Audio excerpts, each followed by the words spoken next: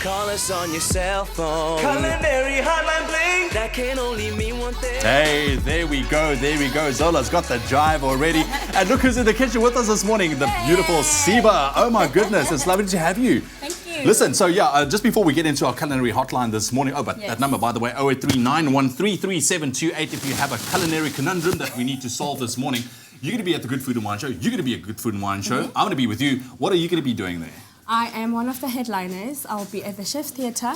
I'm doing a master class, and I have another segment where I am working with just general audience. Okay, that sounds fun. I mean, this is great. Also, stick around because we'll give you a chance to win tickets to the Good Food and Wine Show happening this weekend at the CTICC. It's going to be fun as usual. Right, let's get into it, guys. This is an interesting one this morning. So we had our first viewer question, all right? It comes from, this is also a very cool name as well, Bibi Aisha Mayet Karulia. Oh, yeah. How's that? Well pronounced. It says, hey Zola, how do I make breadcrumbs with bread? Okay. All right. I'm going to give Siba that one to answer. Okay, that's a very easy one. All you need is it's stale bread. You can use fresh bread as well. Just cut it up. You can use your hands or cut it up using a knife. Yeah. And then in the oven for about 5 to 10 minutes until it crisps up.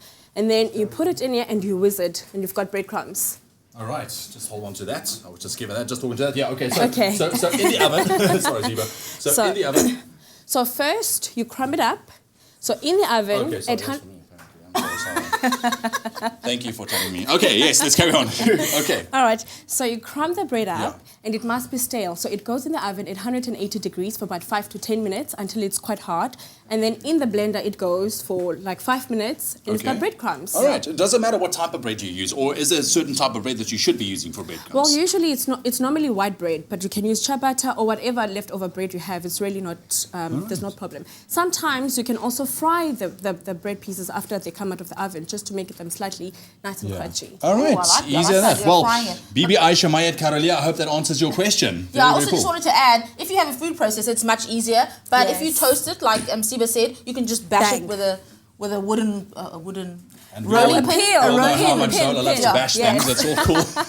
This is true. She knows. Another question. Remember that if you have a question you want to ask our beautiful chefs this morning, that number 0839133728. Give us a shout and ask any question, and they will solve it because they are awesome. Right. Next question. Leilani Abrams says, "Hi. I don't drink alcohol. With what can I replace the red wine in food?" Okay, so we get this question quite a lot because there are a lot of people who don't like to drink alcohol or cook with alcohol. Yes. So usually with red wine, you can usually, depending on what it is, I must just say, if it's sort of like slow roasting a piece of meat or slow braising a piece of meat, I would suggest substituting stock for the red wine. Yes. But if it's in sort of a cake or something like that, you want something a little bit sweeter, so you can substitute juice. Definitely apple juice, not stock for cakes. not Please, stock for not cake, stock. don't do that.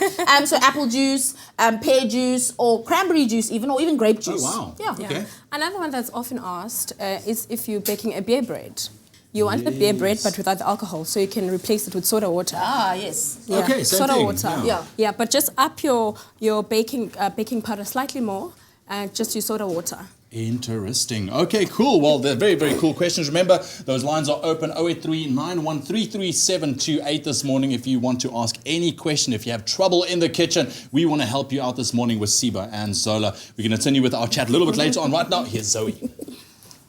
Well, thank you, Ewan. Well, you know what? After making a banting-friendly version of a classic tomato soup yesterday, today Chef Clem shows us how to pair a traditional soup with the most amazing grilled cheese sandwich you will ever see. So make sure you tune into Afternoon Express at 4 p.m. on SABC3 and join in as they make a luxury tomato soup with the ultimate grilled sandwich. Now, head on over to Afternoon Express on Facebook, like the page, get the Woolworths ingredients list, and get ready to cook along with the Afternoon Express foodies.